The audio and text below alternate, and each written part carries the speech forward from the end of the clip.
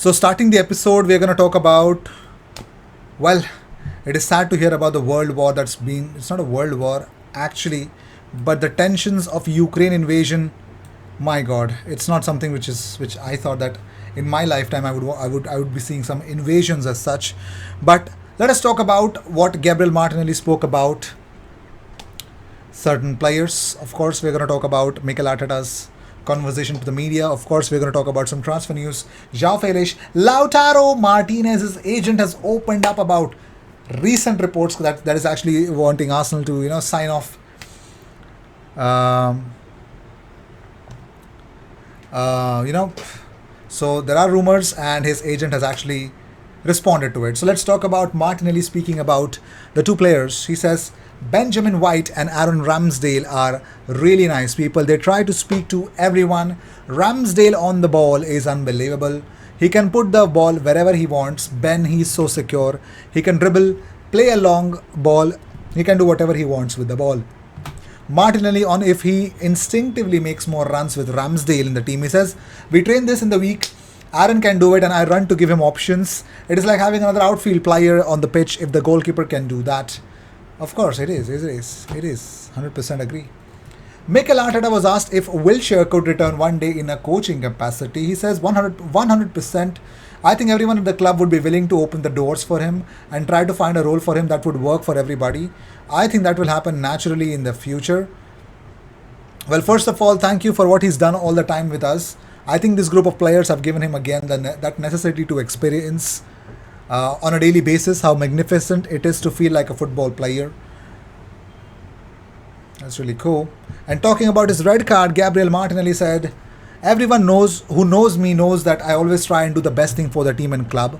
I did not want to leave my team a man down, but it happened and thankfully the players won the game for us. Now I come back for the return game.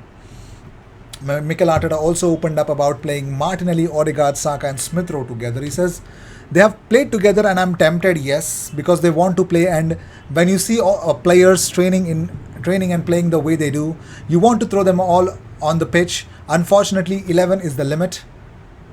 And Arteta on playing Martinelli or Smith Rowe up front, he says, it depends on the role you want them to play and role you want from the number 9. They have a very different qualities. They would change our structure and spaces we would attacks. Positions that would threaten how they fix the opponent. And it would depend on the behavior of the opposition to understand which context would benefit both of them. They have changed a lot of positions, but at the moment they are ready. It is another opportunity to use them as well in the future. So that is a little bit of crazy, but really interesting to see how Emil Smith Rowe or Gabriel Martinelli will be deployed tonight, if at all. Number 9 is what they would be, thought to be given a chance to play in that position. So, according to Daniel Longo, Milan and Inter are interested in Jonathan David, but Lille has a valuation for him, 60 million euros. Plus, the valuation is a big obstacle. Borussia Dortmund and Arsenal and Newcastle are ahead in discussions with the French champions for the Canadian forward. Let him go to Newcastle, man. No way. No way we're looking at something else happening. Moving on, Arteta on whether Lacazette could sign a new contract. He says there is a chance, but we have decisions to make on 3 or 4 players in regards to the summer. At the end of the season, we will sit down and decide what's the best for all the parties. True. And according to Sport, Arsenal have contacted Alex Ishak's representatives to discuss a move for the player. The striker prefers to join Barcelona, who see him as a plan B if they can't sign Erling Haaland. Mikel Arteta loves Ishak, but Arsenal are unwilling to pay his 80 million euros release clause and hope to negotiate a lower fee with Sociedad. I don't know if that's going to happen or not. I really don't, to be fair. Moving on, let's talk about Kieran Tierney. Tierney has come out and said certain things. He says, the Arsenal fans, ever since I came here, have been amazing. I was injured when I came, so for them to show love to an injured player who they probably didn't know much about speaks volumes of how good a set of fans that is. They could have been questioning why we signed someone who is injured, but the support they showed me gave me so much confidence. And then eventually, when I made my debut, the reception I got was incredible. The feeling that gave me was amazing. I'm pretty much sure, like as fans, like we understand who are the best players for our club, and Tierney from the get go was a fantastic player, wasn't he? So former Southampton centre back and Japan captain Maya Yoshida has predicted that Takehiro Tomiyasu will eventually move into a centre back role at Arsenal. He says if Mikel Arteta asks him to play left back, he can probably do it because he's quick enough and smart enough. I think and hope in the future he'll play at centre back because that's what we need for the national team. Bro, I don't know. Of course, I agree that yes, he could be one of the centre backs for sure. But if you want that to happen for your national team, I don't think so. Arsenal are going to do it because of your national team. But okay. Okay. According to the Mail Online, Arsenal are eyeing a move for Atletico Madrid striker João Felix as Mikel Arteta looks to bolster his front line. Of course, we spoke about it, but Felix has previously been compared to big names before, with former Lokomotiv Moscow boss Yuri Semin saying that he will become bigger than Ronaldo 2 years ago. Well, to be bigger than Ronaldo, you got to work more than Ronaldo, and I have not seen a human who can work more than Ronaldo.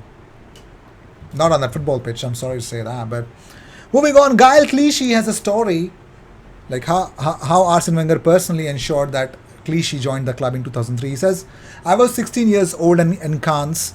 He came with the head of human resources. The Côte d'Azur is still a friendly destination, and he certainly took advantage of that. For him and Arsenal, the focus was always on people. I still remember our conversation very well.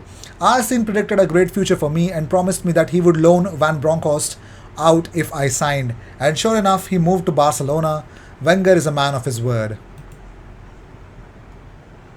Yep. He was, wasn't he? Well, let's talk about the news that you've been waiting for. Of course, Lautaro Martinez's agent has poured cold water over transfer speculation that is actually happening around in certain transfer circles. So, Alejandro Camano insists that his client Lautaro Martinez is happy in Serie A, having lifted the title last season. He says Lautaro does not think about himself; he only thinks about Inter. He wants to help and he wants fans to be happy. Inter haven't scored many goals lately, but it's just a process and will return to scoring, that's for sure. Lautaro wants Inter to win. He's not interested in personal success. We must remain calm because Lautaro is happy at Inter and is happy with Inter fans. Lovely. So Lautaro Martinez to Arsenal for now. Well, his agent says, calm down, Arsenal fans. That ain't happening as of now. So stop with this whole transfer hoax that you're running. Yep, we'll try that. Of course, Lautaro, of course, still under Arsenal's radar. Will he be there? Let's see how time will flow and how exactly Arsenal are going to make the most out of it. I will see you in the next one. Until then, cheers.